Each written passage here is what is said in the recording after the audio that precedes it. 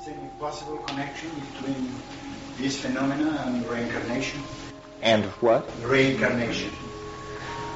Well, we talked a little bit this morning about the relationship of these ideas to death, and how shamans claim that they're seeing into a world of souls. I don't know. I find it... The thing which really got me is the presence of these English-speaking entities in the trance. I mean, that I did not expect. From Jung and from Freud, you expect residual memories, but not these entities, these beings. And then the question is, where are they? Who are they? Well, a conservative, the possibilities are fairly limited. They are either dead people, because they are clearly more like people than like animals. They, after all, speak and communicate and have intentionality in a purely intellectual realm. So that means they're like people, but they're not like anybody you've ever seen. So are they dead people? That's one possibility.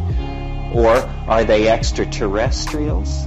Well, that's another possibility, but the problem is we've never seen an extraterrestrial. We've got dead people all over the place. We know that they're dead people, but we don't know if anything survives bodily death. Well, then the other source is, are they from the future? Are they future people? We see people now, so we can extrapolate there must be people in the future. They might be different from us. Perhaps they could come back. So those are the fairly uncomfortable and limited choices. They're either an advanced state of humanity, they're the souls of the dead, or they're some kind of extraterrestrial dwellers in a parallel continuum. Well, now, you're supposed to generate hypotheses conservatively. That means that the dead lead by a mile, just by logical deduction. So the strangest hypothesis turns out to be the most likely, that these are the souls of the dead, and it's possible that reincarnation is something where at a certain point in historical time we find out about it. We learn literally the secrets of death. And this would be big news. It would be quite a surprise to the forward thrust of scientific rationalism if what it was going to lead to was opening a communication line to the ancestors. You see, for instance, use of psychedelics moving in a ceremonial or ritual fashion in a way, creating new ways of coming together as people to heal that circle of shield. Well, where it's most enduring, I think this is how it ends up being done. People do the work on their own, but then they tend to form into circles. This is how I think the serious psychedelic voyaging gets done, because the circle gives people permission and courage. If we had an unbroken cultural tradition, we would be initiated by master shamans. As it is, we've had to sort of reinvent the whole of the world's oldest religion. And we haven't done that bad a job. I mean, we shouldn't feel that we have to fault ourselves. The anthropological literature of the world is vast. And if you spend time with it, you will know more about these things on a certain level than most people in a traditional culture. It was very interesting being in the Amazon. You would go with the people and they would show you their plants, and it might come up that you would say, did you know that the Conibo, who live 50 miles away from you, also use this plant and they call it X? And they would just be astonished, saying, how do you know this? Well, you couldn't explain that you had read it in a Harvard Museum botanical leaflet. But that was how you knew it. You knew it because you'd done your homework. So what they had was tremendous vertical initiation into one culture. But what you can bring to this that is very useful and respected is a tremendous general knowledge about this. Say, well, did you know that in Africa people use this same plant and they do it like this? Or did you know that in Indonesia similar practices are going on? And so we've reconstructed a shamanism. But from then spending time with ayahuasqueros in the Amazon and other kinds of shamans in other places, I really see that it wasn't as formal as we thought. There are rituals and songs and techniques, but the spirit of shamanism is open-minded and open-ended. And these people are really doing this out of curiosity to find out the mythological structures created by any kind of shamanic system are largely for the consumption of the client, not the shaman. The shaman knows that this is all provisional. And what we found with the shamans in the Amazon was great curiosity, great willingness to try out novel concepts, to integrate weird ideas into their own cosmology, electromagnetism, viruses, computers. They loved all these things because they saw them as metaphors that they could integrate into their visions. The flying saucer is a metaphor like this, very strong in the ayahuasca mythology. Liz, did you want to say something? You said earlier today or yesterday, that's what happens when you write things down, the domain in which we operate lies within our minds. And I'd like to know how that, I'm always confused about real and not real. All these realities you've been describing, the little L's, et cetera, is that within your mind? And is the English, because that's the language you're most familiar with? Well, I think what I meant when I said the domains in which we operate are all within our minds is that inside culture, it's all whatever we say it is. In other words, other than that it's day and night, nature doesn't say much to us. We pursue our activities all inside a construct of culture that comes out of language. So that's what I meant when I said that it's all within the domain of our minds. I mean, it's all within the human world and potentially affected by the human mind. The problem of real and unreal, which is supposed to be a naive problem, is one I have too.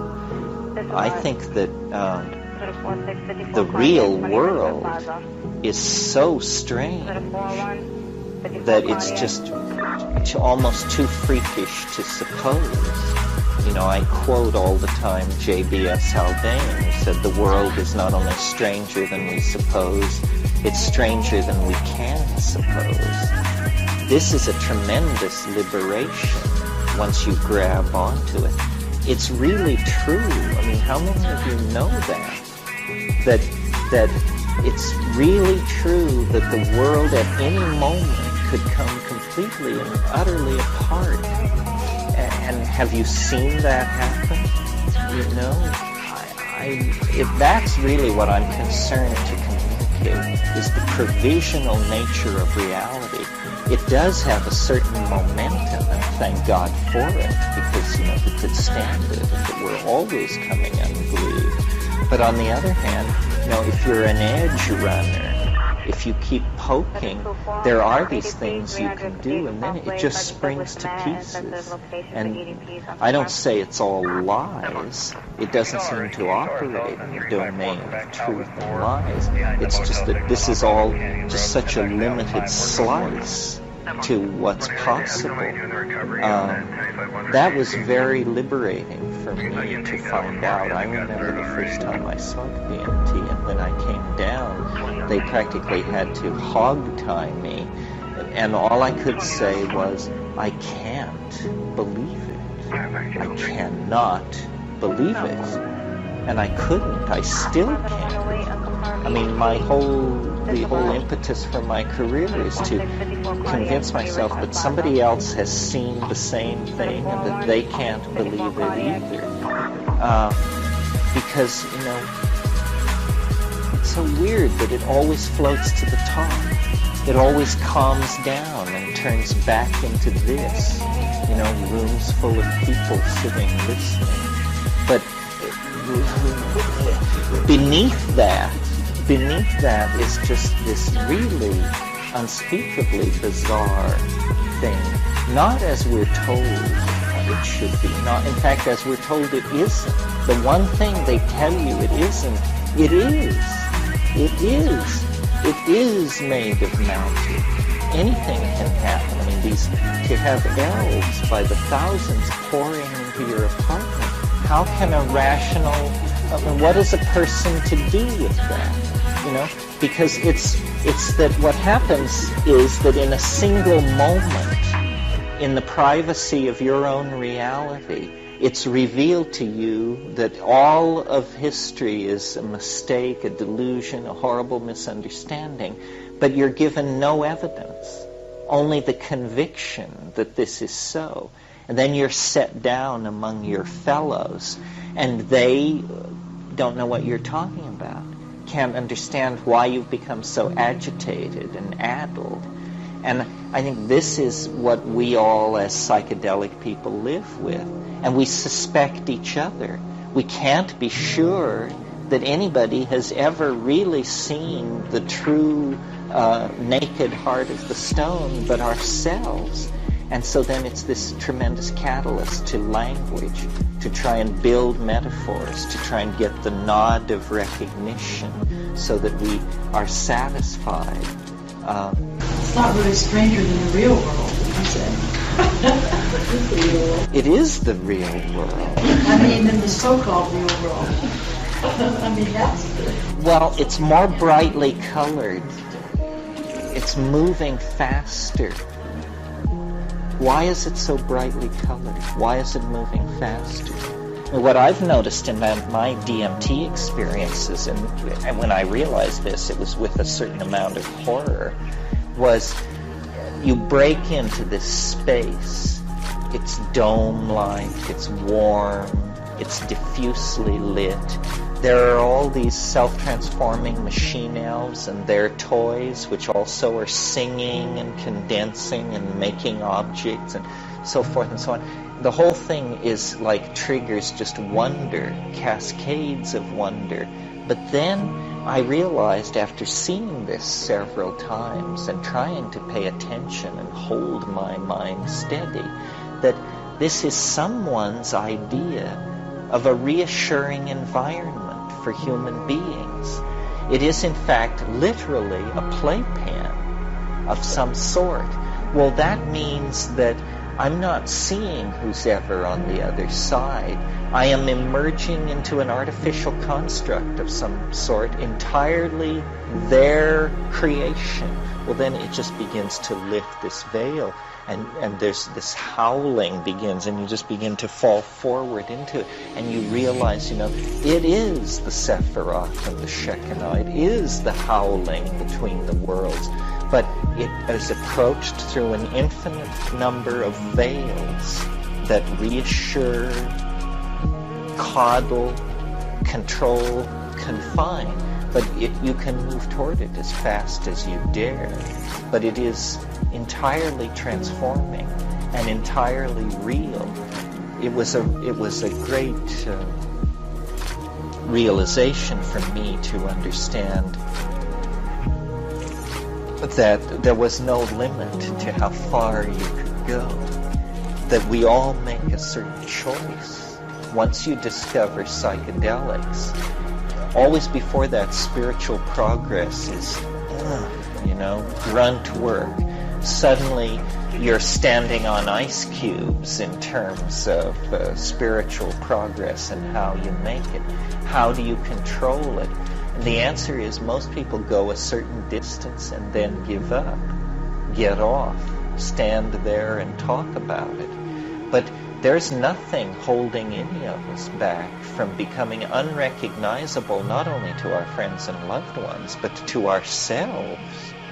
You know, the stories told of the Taoist guy up on Cold Mountain, and he's been up there 25 years, and occasionally people see him, and yes, he's still alive. Well, any one of us could become that person, could march off into a dimension of magical narcissism so alien to the concerns of other people that we would have to go and live up on the crags and in the mist and eat bird nests or whatever they do up there, you know. Well, so then that puts a whole different light on the spiritual quest, because it means that we're holding it back rather than lashing it forward to ever greater exertion. And I think that's the proper attitude, because the depth of spirit is infinite, and in its benevolence toward suffering humanity, it has made itself available in infinite amounts. So then it's for us to somehow come to terms with this. It's like having a living religion.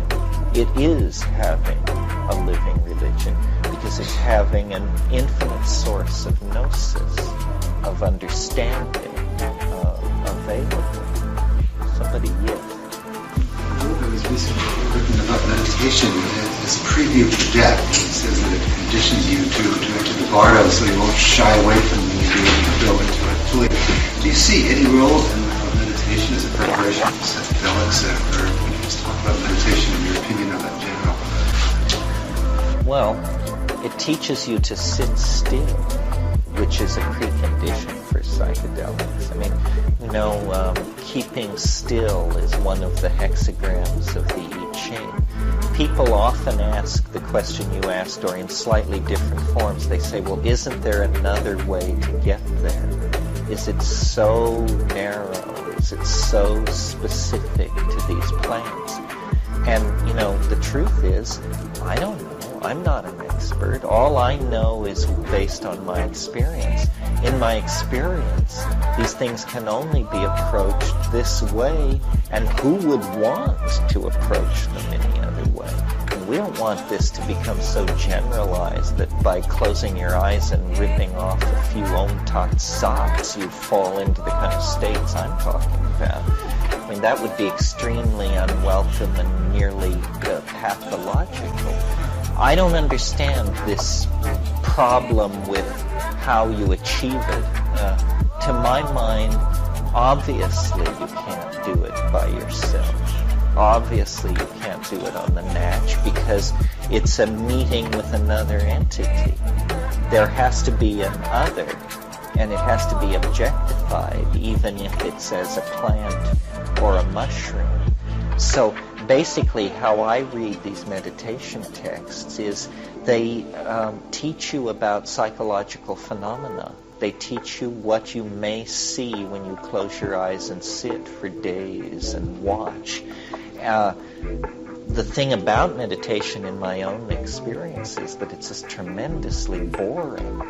However, everything you're doing will be very useful to you when you take a psychedelic. Then it works. Then there is this flow of imagery. I am maybe a very lumpen person, but that's all right because a lot of us are lumpen, and I wish to speak for that slice. There may be supreme aesthetes balanced on such razor's edge of metabolic peculiarity that at every moment they are at one with the mystery. But that butters no bread for the rest of us. You know, we're trying to create a kind of democratic consensus here about this stuff. And it seems to me the plants were put there for this purpose, and they achieve it so easily. I mean, I practiced yoga at times in the past and had some amount of success with triggering exotic psychological states. But they were very difficult and time-consuming. And then they always told you that wasn't what it was about anyway, and you were becoming distracted by phenomena.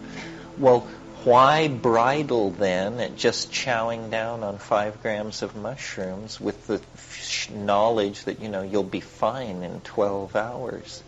So it's really a matter of using the tools. There are all kinds of altered states, weird states, states of sexual abstinence and states of various kinds of agitation and this and that. But what I'm interested in is just this very specific set of phenomena, and I don't really make any claim for it to say, this is the spiritual path. I don't say that. What I say is this is the most interesting thing around. But it's very specific. For instance, I don't like drugs which mess with your mind in the sense of that distort your value assessing ability. The drug which comes to mind is ketamine. Ketamine is an extremely powerful synthetic drug that creates an experience which, if you haven't had ketamine, you don't know what this experience is. It's that specific to it. But, hell, the house could burn down around you and it would arrive as an unconfirmable rumor on the dark side of your metaphysical imagination with this stuff. I mean, you would never lift a hair, it would never enter your mind that there was a problem. Datura is like this too. Datura severely distorts reality. The day I knew that my experiments with Datura had come to an end was one day in Nepal. I was talking to a friend of mine in the market about his Datura experiments and how much he'd been taking recently. And in the course of the conversation, it came out that he thought we were in his apartment. And I realized, looking at this poor soul, that there had been severe degradation of core information processing, and that we had to get back on the wagon, or we weren't going to get out of there. But so then, let me describe for a moment the state of mind on DMT is, if you keep there is a tendency to give way to absolute astonishment. But if you can hold that back and pay very close attention to what's going on, you will discover that it didn't do anything to you. That here you are, and suddenly in the midst of a raging universe of hallucination, and you are you, and you are who you were before, and it has not in any way inflated, repressed, suppressed, distorted, or skewed anything. You're just saying, aha, wow, I'm really smashed. The input is reaching overload, but there must be this core observer who's never overwhelmed, and this persists with most of the tryptamines. Now, sometimes it is overwhelmed, but when it's overwhelmed, it's the last thing to be overwhelmed, and the first thing to pop back into existence at the end of the period of overwhelmment. So sometimes on ayahuasca, you just lose it for a period of time, 20 minutes or something. But then you reconstruct, and you're there like a little cork popping up to the top of the ocean. Say, oh, here I am. It's me again. So this is very important to be able to observe. With DMT, the reason it's so fascinating is because the input, the content, seems to be almost entirely confined to the visual cortex. It's something that you look at, and it comes toward you, and it relates to you. There is a weird distortion of body image, but it's small potatoes compared to most of what's going on. And you can maintain this I-thou relationship. So, my tastes may be narrower than some people. Some people just like to get fucked up, and they go one way and then another. And if 2 reds and a shot of this and a hit of that. Yeah. Nothing to be frightened about with the elves. I mean, it sounds like they could be demons if they want to be. They could be. They're demonic. They've never done anything bad to me. It's that they're humor. It's like being trapped in a Bugs Bunny cartoon. I mean, we all know how funny a Bugs Bunny cartoon is, but have you noticed that the humor is all based on explosions, falling anvils, and agony? And so imagine if you were actually in a Bugs Bunny cartoon. You know, I mean, it's a parody of that situation. I don't know. The vibe of these creatures is very strange. They're knowledge holders. Like, I've often thought that what they were was meme traders, because they had the same feeling that I associated with the Indian hashish traders. They're meme traders.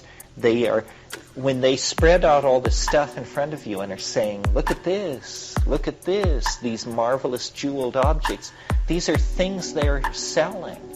They want to trade. They're asking, what have you got? You know, what can you show us? Your Rolex, your fountain pen, your political beliefs, your sexual orientation. You know, what do you want to trade? And so they're sort of like cosmic pack rats. You know, pack rats will take something, but they always leave something. Have you ever dealt with pack rats? Oh, pack rats are fascinating because if one finds you, it will leave an object in trade for whatever it takes. And the trick is to work it your way, you know. So you give it a paper clip, it gives you a fountain pen. And there are stories in the gold country of Colorado and California of people having relationships with pack rats where they were trading it thumbtacks and it was bringing them gold nuggets until, you know, they had enough gold nuggets that they could leave off trading with varmints and get a life. Yes. From your experience of other cultures that use psychedelics and have used it, do they always make people kinder and gentler? Do psychedelics always make people kinder and gentler? Do they make us kinder and gentler? Well, that's an interesting question. I mean, as I get older, I ask it slightly differently of myself.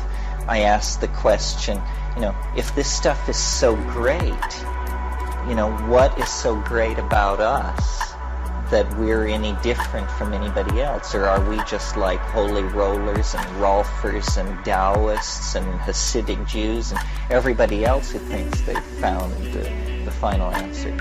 What is so great about it? The answer to your question is I don't think so. I think of the Yanomami culture. Certainly from the exterior, this looks like a fairly brutal culture. The men, it's the only culture where DMT is a regularly abused drug. And the men blasted up each other's nostrils with these hollow tubes. And then the name of the game is 2 guys square off. And you plant your feet flat on the ground, and the guy who goes first hits the other guy as hard as he can with the flat of his palm in the chest. And the game is to knock the person over. So you absorb this blow, and then it's your turn. And you get up, and you do it. And these 2 guys, totally loaded, saliva flying to the 4 winds, will stand and do this till somebody is knocked off their pins. Well, so then you ask them, what's going on here? You know, is this like the Super Bowl? Is this fun for you guys? And they explain that they have demons that live in their chest. and they collect these demons on their psychedelic trips, and the more demons you have, the harder it is to knock you over. So they're doing this thing. But they're also lacerating each other with clubs and this sort of thing. I think that it's fouled up. I have the faith that if you have psychedelic religious ritual in combination with group sex in a small tribal group whose economy is based on nomadic pastoralism, that then it will be very, very hard for these people to maintain a neurotic lifestyle. But that if you interfere with any of this, then you'll get anxiety. And so you have psychedelic cultures, but the Yanomamo, this is a culture of male dominance and sexual anxiety and, a lot of tweaked stuff. But I think that the main thing is that the cultural group must take the psychedelic frequently enough that the ego does not form, and that the specific manifestation of ego that you want to watch out for is concern for male paternity. That once it's gone that far, it's lost. And then, because then there's male-male rivalry for women and territory. Yeah. I'd like to go back to the Irish elves for a second. My wife came across an article, she's Irish, and came across an article last year drawing a loose connection between the ancient sweat houses and possibility of seasonal ceremonial use of shrooms. And we sent you that article. I remember that article. And I was wondering if you followed that up in light of your having written the introduction to the Celtic faith or the fairy faith in Celtic countries. Well, it would be very interesting to prove psilocybin use in ancient Ireland. That people who have been to places like Ionia and like that say they're just overrun with mushrooms. And yet it's not explicit in any Celtic source. There's a lot of psilocybin in Europe. I mean, I was surprised. I thought that it occurred rarely, and so you could make the argument that it was possibly there. But last year when I did a speaking tour of Germany, and we were from Hamburg clear down to Munich and into Switzerland, everywhere there were mushrooms. And we would talk like we're talking here and then have lunch recess, and people would come back 2 hours later with small grocery bags full of these things. Well, I don't understand the peculiar... there must be something we don't quite grok about why the mushroom image is taboo. Maybe because it looks like a penis, but that doesn't really sound right to me. But why is it so rarely portrayed in all these areas where it must have been used? For instance, in the northwest coast of Oregon and Washington, there are something like 22 indigenous species of psilocybe, no anthropological record of mushroom use by the Northwest Coast Indians, who were clearly paying attention. I mean, when you look at their carving and painting, they were paying attention. Where is the record of mushroom use? In ancient Ireland, and throughout the Celtic area, into Germany and Bohemia, no visible use of mushrooms. In the culture of old Europe that Maria Gimbutas talks about, again, a prohibition of the image. So this is puzzling, not easy to understand. I would like to believe that in Africa, 15,000 years ago, the primary religion of humanity was goddess-worshipping pastoralism based on sacramental use of mushrooms. But again, the physical evidence is just a few petroglyphs, drawings on stone, and it isn't a strongly proven case, so it's not well understood.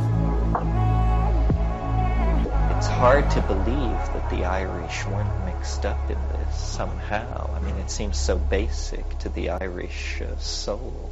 Yeah. How many grams of mushrooms do you recommend taking? 5 dried grams. And you should weigh it. You should invest in a little scale and weigh it, because people eyeball it and they inevitably choose much less than is the correct amount. And if you're taking fresh mushrooms, you should take like 60 grams, you know, because it dries down by a factor of more than 9 to 1. Cubensis. We're always talking about Stropharia cubensis because that's the one people cultivate. Some of the wild ones are stronger, can be taken in smaller amounts. But I think it's good to take Stropharia cubensis because then you know what you're getting. Because it's, you know, some of these small psilocybes look physically very much like Galerina species that have irreversible liver-destructive toxins. So if you eat a Galerina, you'll have a very bad experience, or maybe a very good experience, but none of us will ever know. Speaking of mushrooms, how about the Amanita muscaria? I've heard Well, this is a very controversial mushroom that occurs worldwide. You all know this mushroom, the red one with the white dots on top of it, the toadstool of European mythology. It's used in Siberia and places like that as an intoxicant, and Gordon Wasson thought that it was the basis of soma. But it now looks like it probably isn't the basis of soma, and that it's very variable, seasonally variable, geographically variable, genetically variable. So you never know what you're going to get. It's very hard to obtain a reliable, desirable intoxication from that mushroom. It's another one of these. There are a lot of these things that are sickening and distorting, and that after you've gone through a night with them, you feel reborn because you're so damn glad you lived through it. But they're not really psychedelic, you know. Any other I questions? say something before about this idea about the dead ancestors. Oh yeah, what about I saw an ad recently in some New Age magazine that stated just because they're dead doesn't mean they're smart. And it actually had an IQ test that you could give. to an IQ test to your ancestors? To the entity that's been channeled. Well, that's great. We've needed that for a long time. Just the simple test for grammatical correctness would eliminate. The other thing I was going to say was that I've had some experience with ketamine, and I did not find it at all distorted my central observer self, the way you talked about Datura. And I think at the height of a DMT trip, you wouldn't be able to do much with the fire in the house either. I mean, when you take a psychedelic that powerful, ketamine or DMT, you make sure you put yourself in a situation where you don't have to worry about physical surroundings. True. But the thing that I noticed about ketamine is the first thing that happens is you stop worrying. The very first thing, before there's any manifestation of any symptom whatsoever, you get this kind of, what the hell? And that's the sign that it's beginning, but it's also the sign that you're not paying attention like you should. I was scared I was dying. Well, I think it also depends on the dose. How much did you do? 50 milligrams. Yeah, well, see, I didn't do it that many times, and each time I did it quite a bit. And it was reality obliterating, for sure. I've noticed that people who get into ketamine tend to dose downward rather than upward, tend to settle in somewhere around 50. And this is probably, I shouldn't even be speaking about it because I don't know what 50 is like. I know what 150 is like.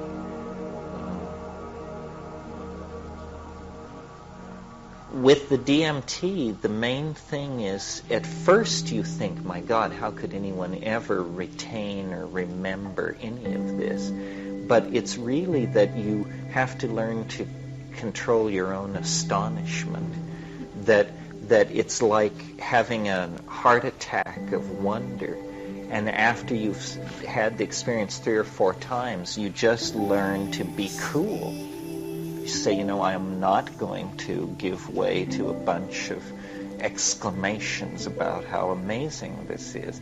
And they tell you to do that. They say, don't start raving about how amazing it is.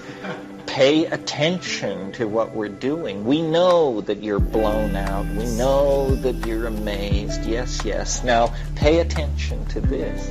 And then they try to convey this linguistic thing, this visible language. And I don't understand, what this is all about. Has this always been what they've tried to convey? Is the message always the same? Is there a new urgency about visible language? Or is it, how much of the message is already present in me? Is it a message tailored for me? Like this question of whether or not these things are ancestors. Then you get into questions like, what ancestors are they? Like, I do not feel when I break into the DMT space that this is my dead mother or my grandparents. I feel that it's more, that it's just sort of local spirits. Yes, who would have thought? A little white-haired old lady. And then sometimes I think that the reason it's so hair-raising is because the chief soul in this weird place is actually your soul. And that the hair-raising aspect is, it's not just any dead person or a dead relative, it's you dead. And that's the one thing that causes the whole thing to shimmy and fall apart and go into a tailspin of cognitive dissonance. When you realize that the entity you're dealing with is yourself beyond the grave, then you just flood out in the amazement, wonder, horror, and disbelief department and lose the focus and come down. Back here.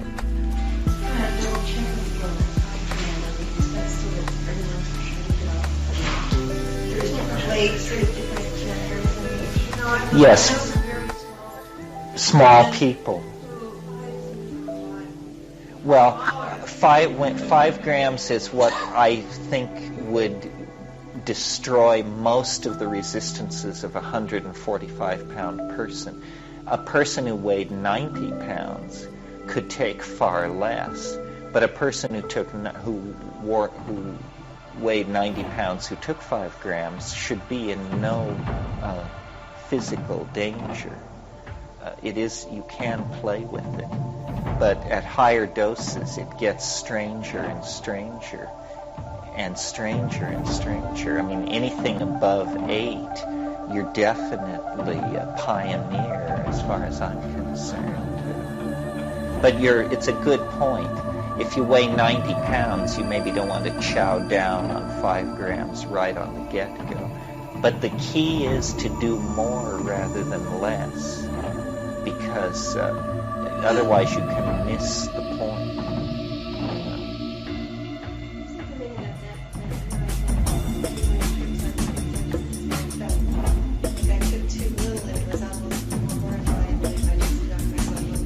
Yeah, well, I think where the trouble comes is in the subthreshold doses, where you're neither fish nor fowl, and you're thrashing around in it, and you get into these loops of psychological, abrasive psychological self-examination and stuff like that. And what you want to do is you just want to blast through all that. It's hard. Yeah, you can sing through that. Yeah. Singing and cannabis are my techniques, and together seem to be able to move it around. You mentioned that you do mushrooms alone in the dark. What is the effect of being with people who are either observers or participants in Oh, well, for me, I mean, I'm you have to understand, I mean, I'm a double Scorpio and a kind of reclusive type anyway.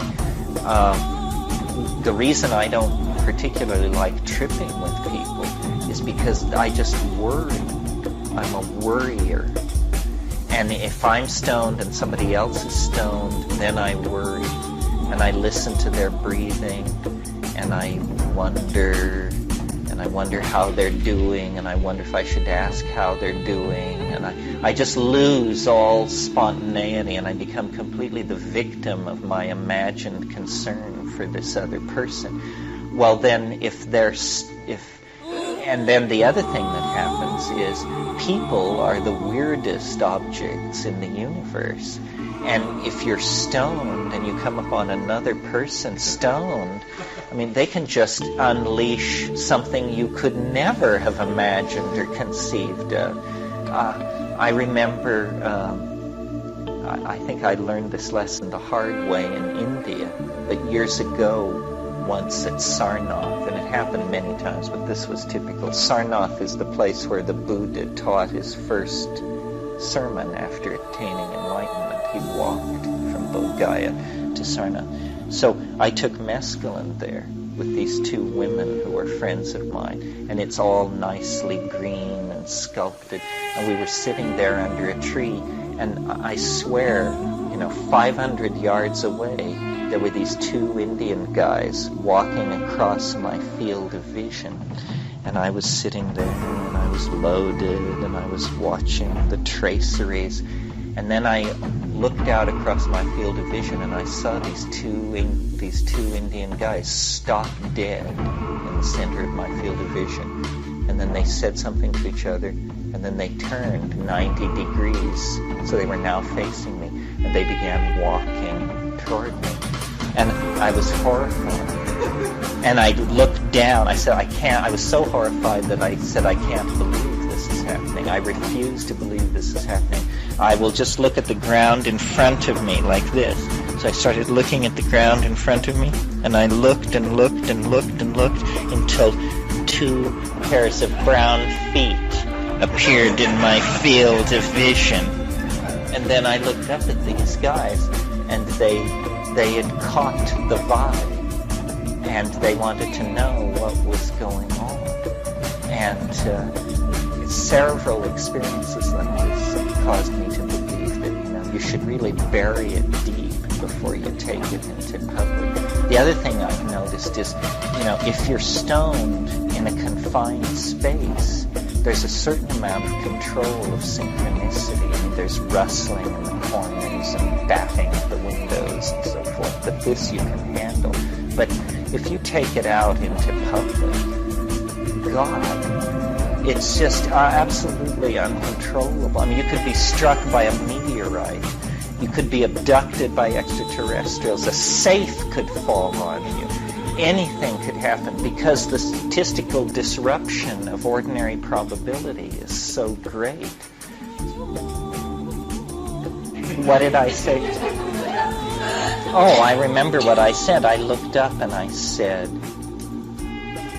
I cannot be interrogated. It was good, but it didn't work. Say, how long have you been in this place? You're coming from which place? No, what I found in India was people were telepathic, but it didn't make them like you any better. It just gave them a fantastic kind of in. But I think group psychedelic taking is very promising, and people who can do it, groups that can do it and stick with it over years, log amazing experiences. But it's very hard because what immediately emerges if you have a group of people doing this stuff is it will veer off in some weird direction. One person will get a quote-unquote funny idea, and then the funny idea, everybody polarizes for and against the funny idea. And then they have to decide, well, they're losing, so-and-so's losing their mind. They're in too deep with this. Say, no, this is the answer, and we're moving. And just, and quickly cognitive dissonance builds up, and it's very, very hard. I have a correspondent in the Midwest, a group of psychiatrists who over 6 years took mushrooms once a month together, and they went through amazing contortions of wife trading and not speaking and denouncing and embracing, and just because they were, because it just unleashes this stuff and then it crawls around. So I prefer to do it by myself and then, get all combed and pinned back together before I present myself to the troops in the morning, because in the height of the thing, you could proclaim anything. Terence, do you think it's possible for a group of people who've been fairly experienced with psychedelics to get together wanting to do this very wonderful group work, telepathic thing, and to create what they think, at least to try to anticipate what might be things that would pull it apart, that would unplug one? It's hard to anticipate. I mean, I've really found that the way the mushroom works is it reads you perfectly, much better than you can read yourself. And then it comes at you with the one thing that you are vulnerable to. And because it knows you like an open book, and can lead you practically any direction that it wants. But I think group work is interesting and should be pursued, and couple work is very interesting and should be pursued. I'm very conservative. I mean, my approach to it is I basically turn it on and then I back off and watch. That's all I ever do. And I've seen, I don't have the magical mentality. I don't want to get something or take control of someone or a situation for good or ill. But people who do make great progress in all of these areas, I mean, people who want to design electronic circuits or play Bach on the piano. But I don't do anything. I'm interested kind of in the essence of the thing, what it is, the ding an sich, the thing in itself. And that's why I don't listen to music. This horrifies some people. So you don't listen to music? No, I mean, I have listened to music. I know what it does to music. It makes it the best thing in the world. But without music, it also can do that. And so I sit in silent darkness, and I maintain that's where, the essence of the thing is. Then it's not colored by sound or light or expectation. I'm trying to see beyond the mask, see what this thing is in itself, for itself. Anybody else, anything? You mean in terms of the proximity to the trip? A lot of people like to fast. I don't particularly say you should fast. I just say you should have an empty stomach. 5 hours without eating is good. You should just be cleaned out. Bring a certain amount of attention and respect to it. And it's very, very kind to beginners. The complexity comes later in the unfolding of the kinks of the personality. But I think it's very gentle to beginners. You mean, actually, what does it consist of? It's no sugar, no alcohol, no salt, sexual abstinence. It's basically a diet of manioc and certain fish, and I don't think many greens. Is that it, Ken? Bananas, plantains. It's probably analyzed nutritionally. It's probably a serotonin-loaded diet because of the large amount of plantainose in it. But it's a bland diet. It's just setting you up to be sensitive, I think, to the uptake of the alkaloids. That's an MAO inhibiting. Yes, ayahuasca works through inhibition of MAO. Good point. You see, normally DMT would be destroyed in the gut, but if you inhibit monoamine oxidase somehow, then it passes through the gut and is absorbed and passes into the blood. This was not known by Western pharmacology until the mid-1950s, but it's always been known in the Amazon.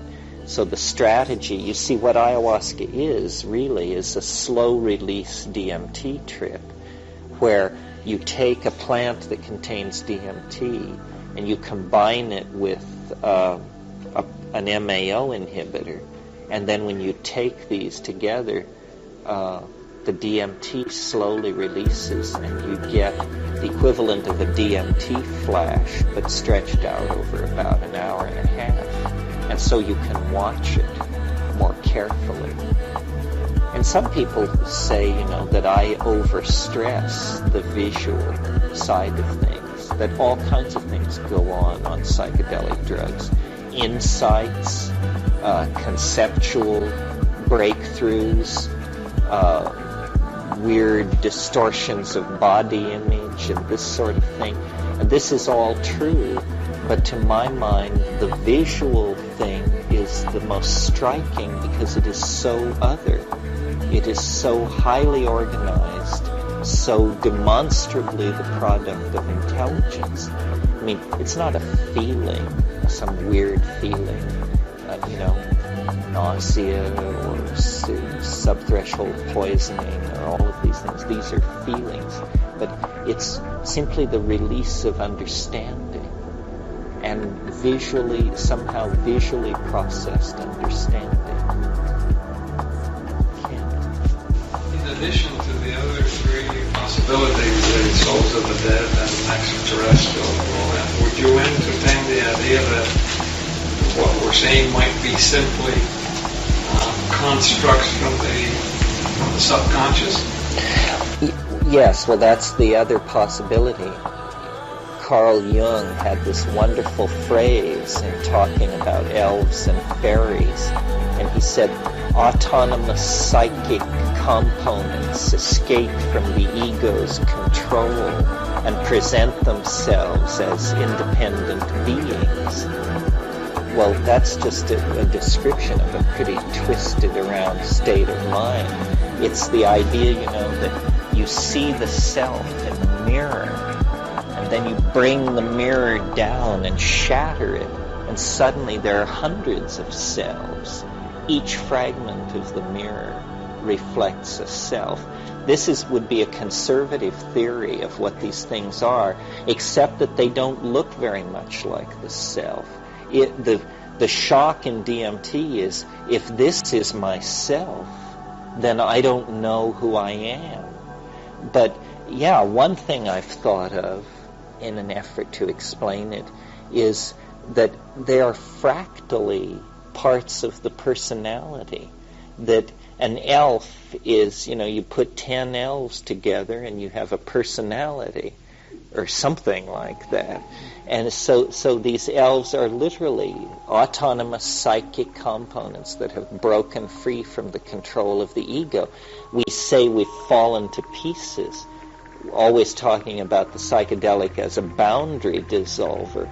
Well, maybe what happens when you smoke DMT is the boundary dissolves so quickly that you can say of the situation, that's me all over. Because you're literally bouncing off the walls and visible to yourself. The illusion that you are stitched together within a body has been shattered, and your several or multiple personality components are jumping around the room. I think the most extreme case of that I ever saw was once I used to smoke. I don't recommend this, but in my vanished youth, I used to smoke DMT.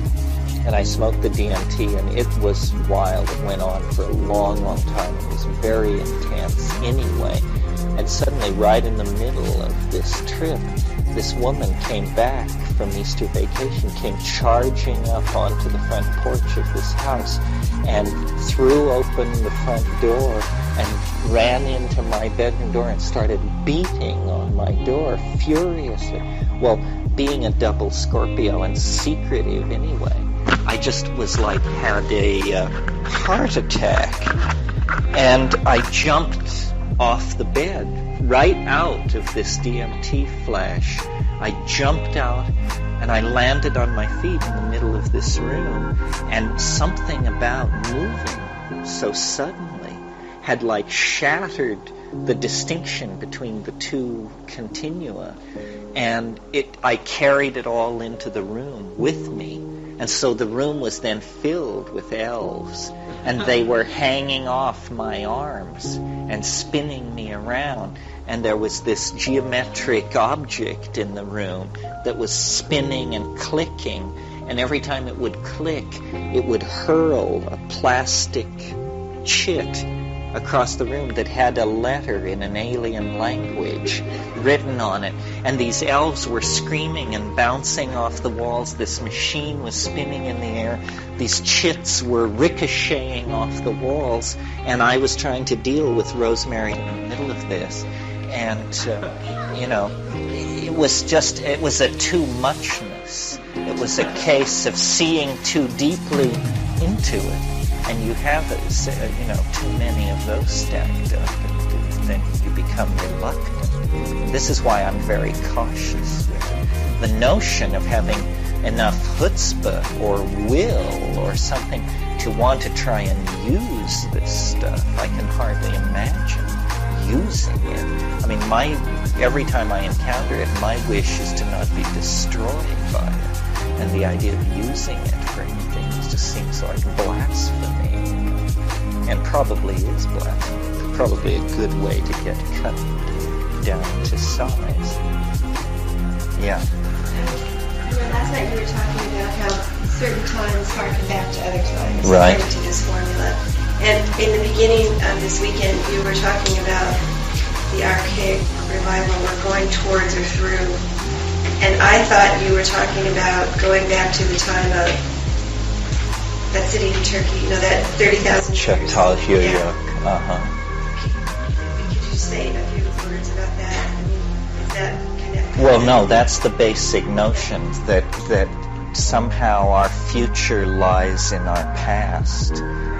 And shamanism, well, the particular past that I wanted to concentrate on was this period of time after the melting of the last glacier 20,000 years ago, and for the 10,000 years following that, when there were pastoral populations in Africa and leaving Africa that had developed this ecological balance and this shamanic doorway to nature. See, at every, the computer isn't here, but at every glaciation,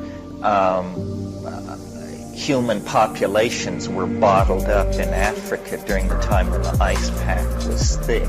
Nobody was getting out. But only the last time where the people was pastoralism developed in the intervening period. So it was 20,000 years ago. Those people leaving Africa were herders of domesticated cattle, and all previous radiations out of Africa had been hunter-gatherers. Yeah, the Minoan civilization, see, Çatalhöyük ended in 6500 BC. But what's interesting is this is when you get the earliest Minoan settlements. And they carry the pottery motifs and building styles of central Anatolia to Crete. So it appears that what happened was Çatalhöyük was like the last outpost of this goddess culture, and when these wheeled chariot Indo-European folks came down, the survivors of that actually went to Crete, and Crete became this weird institutionalized backwater where literally for 3 millennia the fossilized social forms of the previous matrilineal society were kept intact, while on Asia Minor, on the mainland, it all became about kingship, male lines of descent, and all that. It wasn't actually until that turning point at the top of the wave in 980 BC that the last vestiges of this goddess culture were crushed in Crete. And even then, you see the strain of deep psychedelic mysticism that enters Greek religion is all imported from Crete.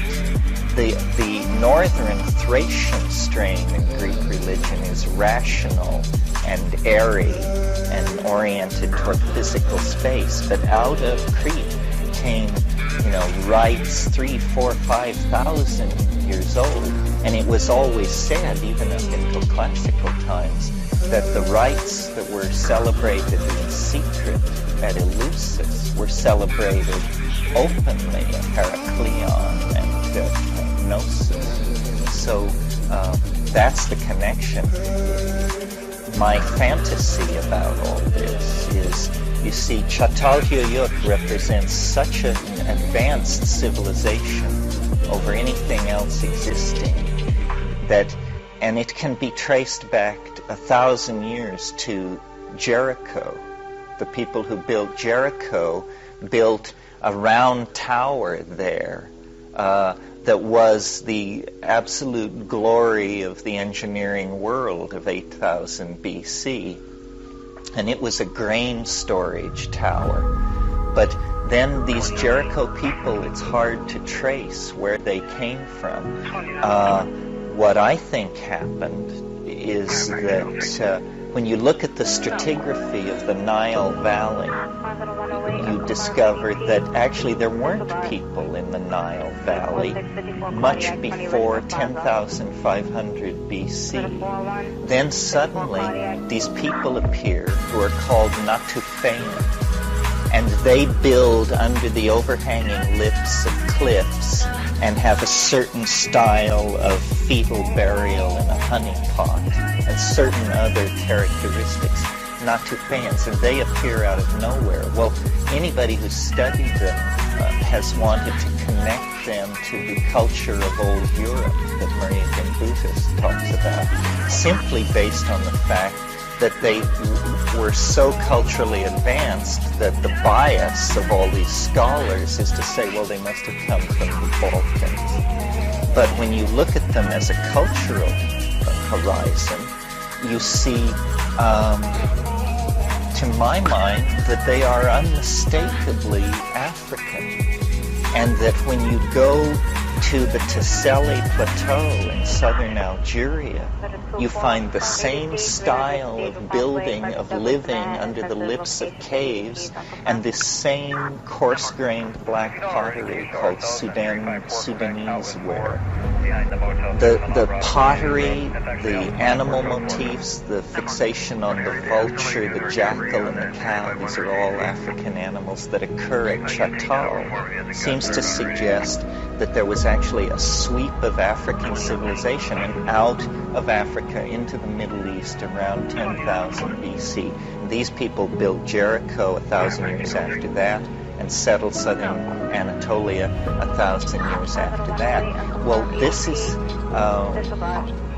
what this suggests then is that you could go out to the Tesseli Plateau with sufficient resources and conduct an archaeological survey, and the ultimate payoff in this fantasy is that you would unearth the archaeological equivalent of Eden.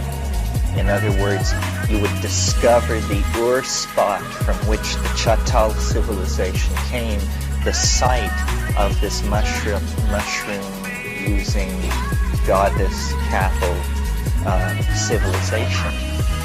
And when you read the accounts of the Tassili Plateau, there's every reason to think that this strategy would work. It's a windswept sandstone escarpment, and Henri Flotte, who did the preliminary exploration out there, said that in these arroyos where the sand has been cleared away by the wind, there would be Neolithic stone chippings and detritus, sometimes up to 1/2 meter thick, indicating, thousands and thousands of years of continuous habitation when this was all green. There is an enormous unexcavated tell out there that has never been dated, that is just carried on the archaeological surveys as presumed pre-Islamic. It's enormous. So digging out there might be a very useful thing to do. It's from that area that we get these 9,000-year-old images of shamans with mushrooms sprouting out of their bodies, shamans carrying mushrooms over their heads and running in long chains with strange geometric motifs trailing along beside them. So it would be a kind of recovery.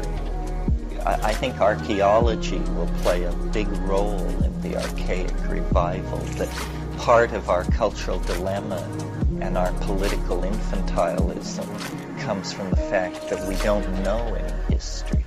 So we're easily led, and we don't even really understand the history of the 20th century.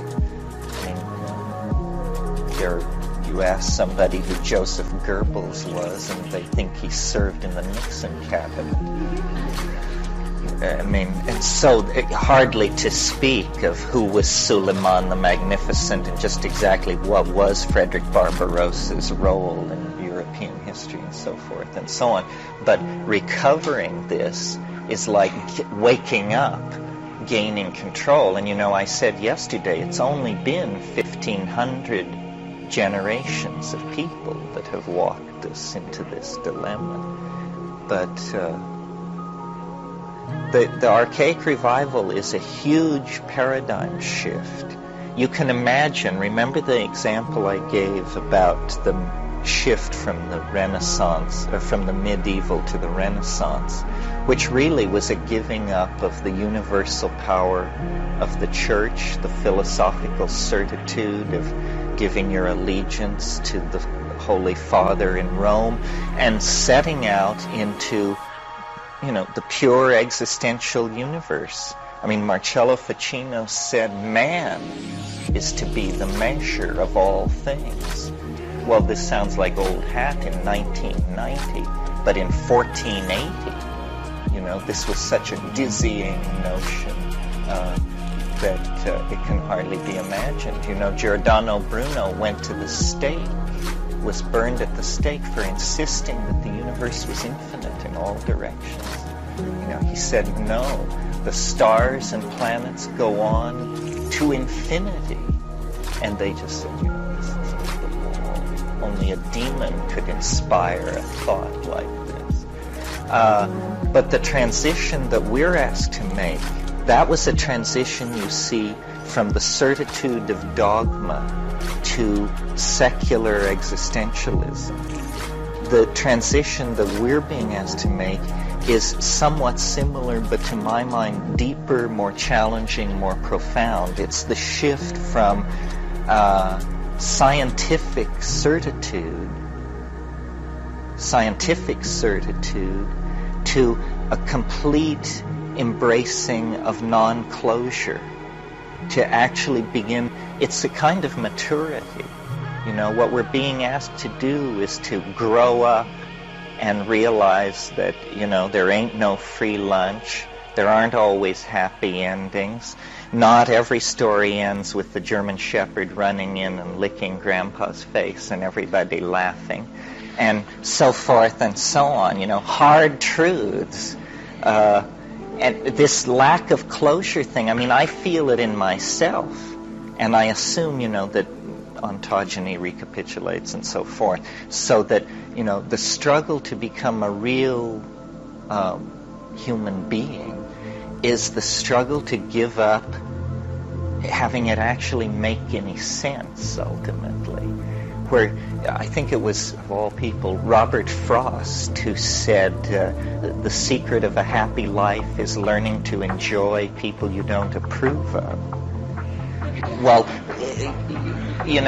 there's something, what that means is you're surrendering to life. You're just saying, it's bigger than I am. I may not like drag queens, but there they are, and I should get used to it. I should make the adjustment.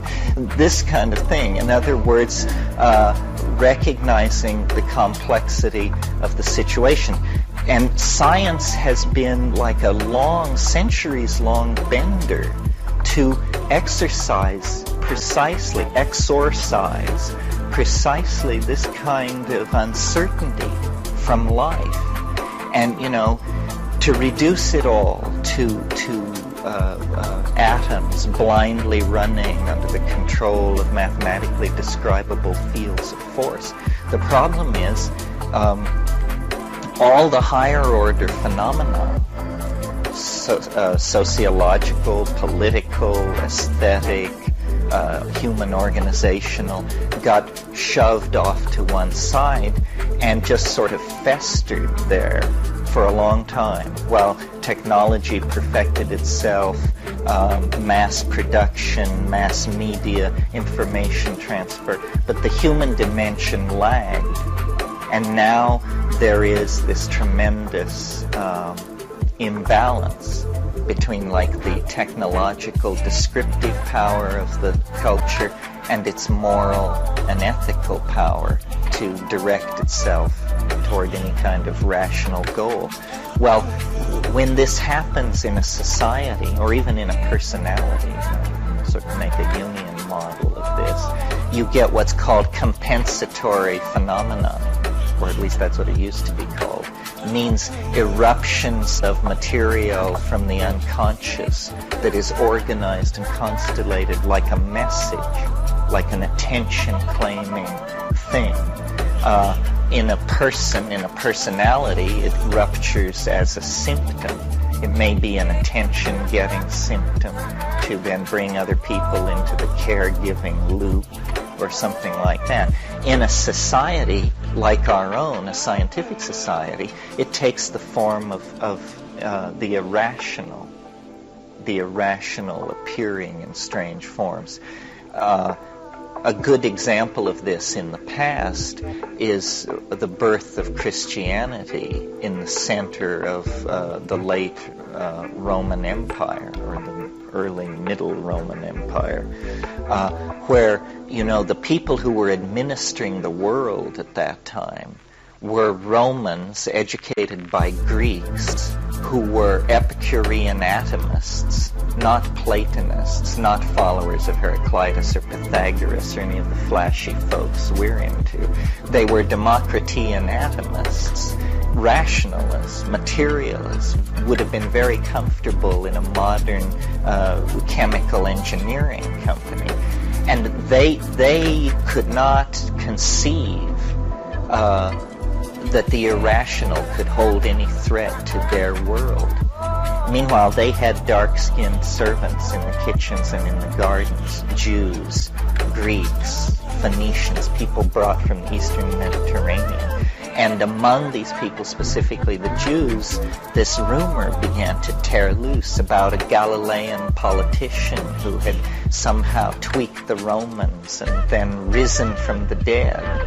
Well, any Roman administrator listening to his illiterate cook or gardener babble out this story would just, think, these folks is getting stranger every day.